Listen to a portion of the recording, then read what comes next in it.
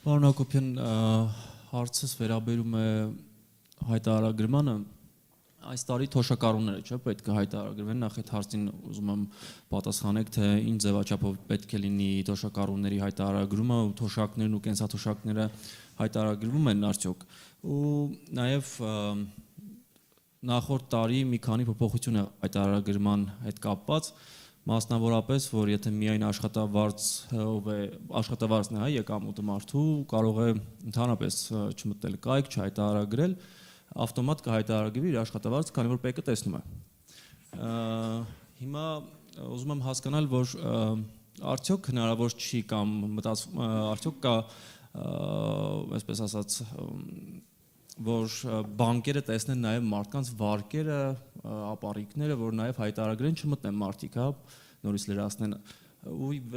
վերջին հարցս միանվագ էս հայտարարագրման 300,000 դրամի շեմը հնարավոր է ինչ-որ մի ընթացքում ենթադրենք իջնի 250,000 դրամ կամ 200 կամ 150,000 դրամ կամ մնա նույնը։ Շնորհակալ եմ։ Շնորհակալ եմ հարցերի համար։ Նախ անդրադառնամ առաջին մասին, այո, այս տարի թոշակառուներն են հայտարարագրում եւ մենք խնդիր ենք դրել նոր համակարգ ունենալ նախ, դրա մասով նշեմ, որ հիմա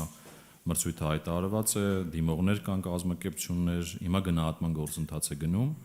եւ դա թույլ կտա ունենալ մի նոր համակարգ, որտեղ մենք նաեւ նախատեսում ենք կարևոր ռեֆորմ, որ մեր համակարգը միացած կլինի համապատասխան համակարգերին, որտեղից ավտոմատ տեղեկատվություն կստանանք նպաստների եւ կենսաթոշակների մասին, այսինքն տարվա ընթացքում դա կունենանք։ Մյուսը, այո, կարևոր է նախ եթե կա աշխատավարձ, ու ընդ որում աշխատավարձ ասելով շատ կարևոր է տարանջատել մենք հարկային գործակալի կողմից, թե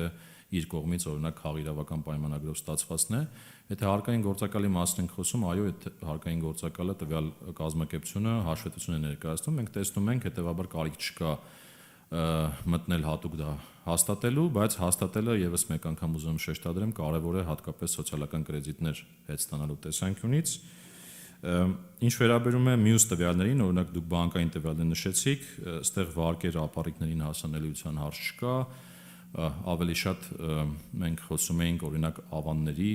կամ արժեթթերի, օրինակ դիմաց ստացվող եկամուտներից եւ սրա մասով նույնպես էս հիմա ասած բարեփոխման շրջանակներում նախատեսում ենք հետեւյալը, որ բանկերից տվյալները ուղիղ մենք կստանանք, բայց պայմանով, որ տվյալ հայտարարագիր ներկայացնողը իր համաձայնությունը տալիս է համակարգում։ Այսինքն ոչ թե մենք պարզապես ինքներս բանկերից վերցնում ենք, այլ միայն համաձայնության դեպքում բանկը արդեն հստակ հաշվարկած իր եկամուտները օրինակ իր ավաններից ավտոմատ կերպով փոխանցելու է պետական եկամուտների կոմիտե եւ այդ հարթակում ավտոմատ կերպով լրացվելու է։ Ինչ վերաբերում է շեմին, նախ երկու կարևոր բարեփոխում, նախ անցած տարի ազգային ժողովում ընդունված օրենքով երկու դրույթ ամրագրվեց, որ լիազորություն է տրվում կառավարությանը այդ շեմերը եւ համապատասխան չհարկվող եկամուտների ցանկերը կառավարությունը որոշի թե որոնք են լինելու եւ հիմա ուզում եմ ասել, որ ֆինանսների նախարարության կողմից արդեն շրջանառվում է նախագիծ, դա քննարկման փուլում է ներքին եւ շուտով արդեն դա էլ կհանրայնացվի եւ այդտեղ կտեսնեք այն մոտեցումները, որ կառավարությունը առաջարկում է որդեգրել այս չհարկվող եկամուտների եւ շեմի հետ կապված։ Այսինքն սրանք դեռ քննարկման փուլում են, որը կառավարությունը համապատասխան որոշման տեսքով հանդես կգա եւ կբացվի հասարակության առաջ։ Դերևս այսքանը։